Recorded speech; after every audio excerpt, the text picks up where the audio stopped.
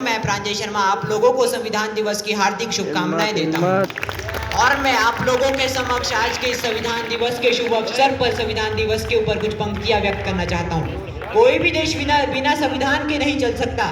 देश का शासन और सरकार कैसे चलेंगी, सरकार के विभिन्न अंगों की रूपरेखा कैसे होगी, किसी पद की नियुक्ति कैसे होगी और उसके क्या कार्य होंगे, देश के नागरिकों के क्या अधिकार और कर्तव्य होंगे एवं इनकी रक्षा कैसे होगी, कानून क्या होगा। एक देश को चलाने के लिए ये सभी बातें संविधान में ही निहित होती है।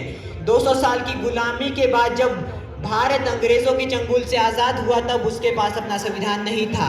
ऐसे में सबसे पहले संविधान बनाने की चुनौती थी। इसके लिए 1946 में एक संविधान सभा का गठन किया गया। पंडित जवाहरलाल नेहरू, डॉक्टर राजेंद्र प्रसाद, डॉक्टर बाबा साहेब अम्बेडकर, सरदार वल्लभ भाई पटेल, श्याम प्रसाद मुखर्जी, मौलाना अब्दुल कलाम आदि सभा के प्रमुख सदस्य थे। संविधान तैयार करने में 11 माह 18 दिन 2 वर्ष 11 माह 18 दिन लगे थे। यह 26 नवंबर 1949 को पूरा हुआ और इसे अपनाया गया। आज का दिन हमें इसी महत्वपूर्ण दिन की याद दिलाता है।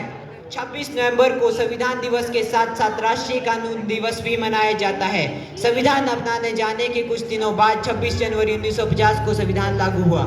इस दिन को देश में गणतंत्र दिवस के तौर पर मनाया जाता है।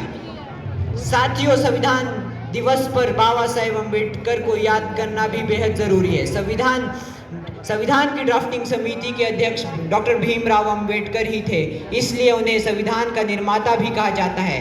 संविधान का निर्माण में उनकी अहम भूमिका रही है। यह संविधान ही है जो एक आज़ाद नागरिक की भावना एवं एहसास कराता है।